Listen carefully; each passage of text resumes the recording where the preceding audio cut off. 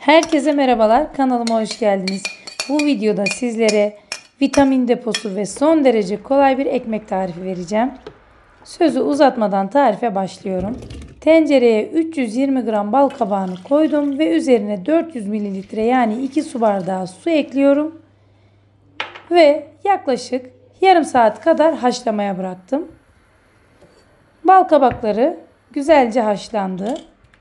Suyuyla beraber bal kabağını iyice eziyorum. Ben de böyle patates püresi yapacağı var. Onunla ezdim ama aynı işlemi çatalla da yapabilirsiniz. Bal kabağını güzelce ezdim. Ve şimdi birazcık soğumasını bekliyorum. Hamurumu yoğurmak için diğer malzemeleri hazırlayacağım. 1 yemek kaşığı toz şeker, 1 paket kuru maya ve 1 su bardağı ılık su döktüm. Şeker eriyene kadar biraz karıştırıyorum. 2 yemek kaşığı da zeytinyağı ekliyorum.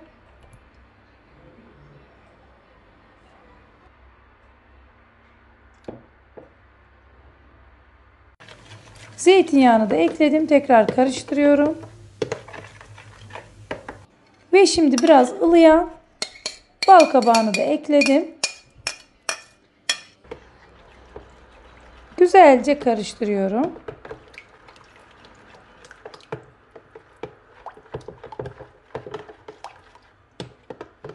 İnanın son derece lezzetli, vitaminli, harika bir ekmek tarifi. Ununu ekliyorum. Tam olarak 5,5 su bardağı un kullandım. 1 tatlı kaşığı da tuz ekledim. İlk önce kaşıkla karıştıracağım ve daha sonra elimle yoğurmaya devam edeceğim.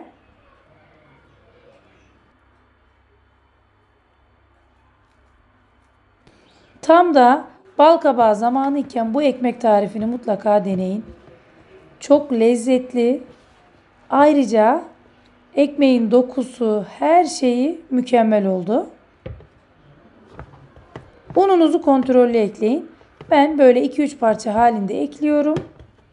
Ama sizlere tam ölçüyü verdim. Tam olarak 5,5 su bardağı un kullandım. 4-5 dakika hamurumu yoğurdum. Ve bu şekilde sakız kıvamına gelen, hafif ele yapışan bir hamur elde ettim. Şimdi kapağını kapatacağım. Ve 1 saat ılık bir ortamda mayalanmasını bekleyeceğim. Hamur güzelce mayalandı. Şimdi hamurun üzerine biraz un serpiyorum. Ve ekmeklerimi yapacağım tezgahımın üzerine de yine un serptim. Hamurumu tezgahın üzerine tamamen boşaltacağım.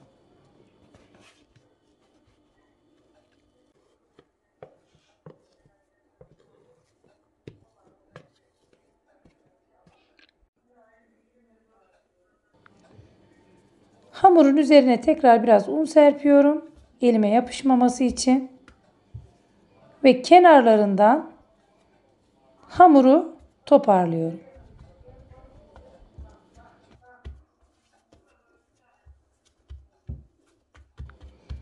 Toparladığım hamurun diğer düz tarafını çevireceğim.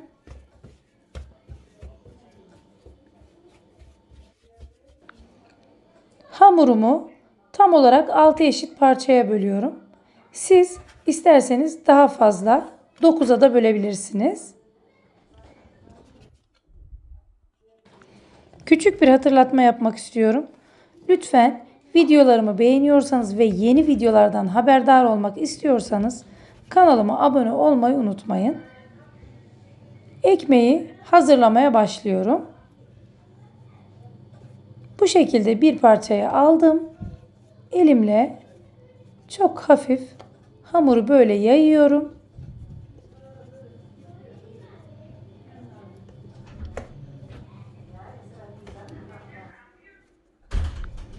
Uç kısmından yavaş yavaş katlaya katlaya elimle bastırarak hamuru yapıştırıyorum. Ve en son kısmını iyice birleştirdim. Kenarlarını hafif bu şekilde yuvarlayıp ekmeklerimi hazırlıyorum. Siz istediğiniz şekli verebilirsiniz. İsterseniz yuvarlak da yapabilirsiniz. Ben bu kez ekmeklerimi bu şekilde yapmak istedim. Tekrar un kullanarak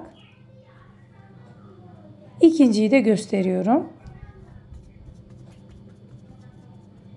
Lütfen bu aşamada videoyu dikkatli izleyin.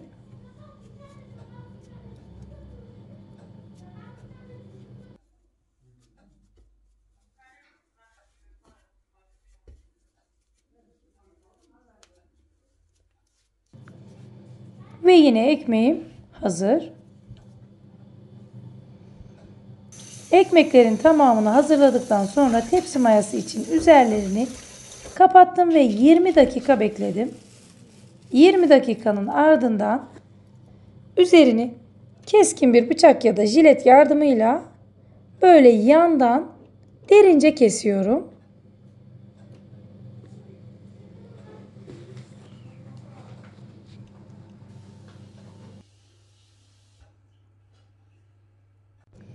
Ekmeklerim pişmeye hazır. 190 derece önceden ısıttığım fırında 15-20 dakikada üzerleri güzelce kızarana kadar pişirdim. Ve ekmeklerim daha sıcakken hemen temiz bir örtünün üzerine geçiriyorum. Daha çok sıcaklar. Şimdi ekmeğim soğuduktan sonra sizlere dilimleyerek daha yakından göstereceğim. Pamuk gibi olmuşlar. Her yeri gayet güzel pişti. Hatta itiraf etmeliyim ki ben biraz da fazla pişirmişim.